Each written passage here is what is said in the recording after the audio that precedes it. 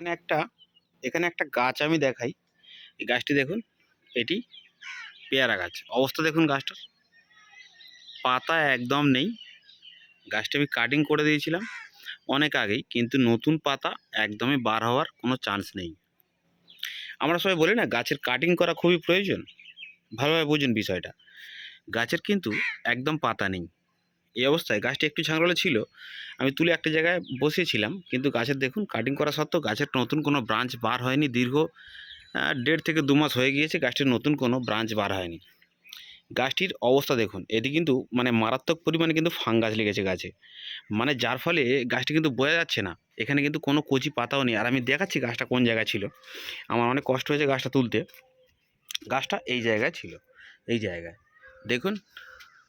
এইখানে মানে রোদটা ঠিকঠাক পড়ে না, তবে এই জায়গাতে আমার এই গাছটা এরকম বসানো ছিল। এই জায়গায় গাছের কোনো রকম কোনো রোদের সমস্যা হচ্ছিলো বলে গাছটাতে আস্তে আস্তে ফাঙ্গাস লাগছে। আমি কিন্তু অলরেডি গাছে সাব ফাঙ্গিসাইড স্প্রে করেছিলাম, কিন্তু কাজ হয়নি। তারপর দেখছি যে না, নতুন কোনো শিকড় এর মধ্যে গজাচ্ছে না, যার ফলে আমি গাছটাকে তুলি। গাছটাকে তোলার পর আমি এটাতে আর কি বসাবো, তার জন্য মাটি রেডি করছি। আর সর্বপ্রথমে বলি, যখনই গাছের এরকম অবস্থা দেখছেন, নতুন কোনো ব্রাঞ্চ বার হচ্ছে না বা এইরকম অবস্থা, অবশ্যই গাছটাকে একবার রিপোর্টিং করা প্রয়োজন। কেননা শিকড়টা আপনি বুঝতে পারছেন না কী অবস্থায় রয়েছে, এবং তারপরে দেখা যাবে আপনি যদি গোড়া খুশে এবং শিকড়টাতে তাতে আপনি দেন, সেক্ষেত্রেও সমস্যা হতে পারে, যেটা আমার এই ক্ষেত্রে হয়েছে। এর নতুন অলরেডি কচি পাতা মানে কচি ব্রাঞ্চ বার হতে শুরু করেছে, যে জায়গাটা লক্ষ্য করা যাচ্ছে এই জায়গায় এটা ব্যবস্থা হয়েছিল। তো সে যাই হোক, এখানে তোলার পর এটাকে ভালোভাবে সাব ফাঙ্গিসাইড দিয়ে স্প্রে করতে হবে শিকড়ে অবশ্যই, এবং তার সাথে মাটির সাথে সাব ফাঙ্গিসাইড দিয়ে বসাতে হবে গাছটা।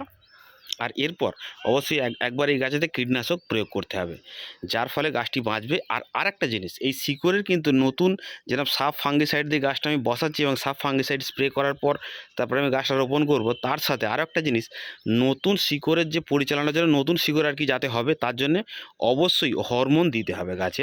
একবার হলেও আপনাকে হরমোন দিতে হবে, নাহলে এই গাছকে রক্ষা করা যাবে না। হরমোন আমার রয়েছে, তো সেই বিষয়টা নিয়ে পরে বলবো যে কোন হরমোন আমি ইউজ করি। তো এক্ষেত্রে কিন্তু হরমোন দিলে তবে কিন্তু নতুন মানে আর কি শিকড় বার হবে।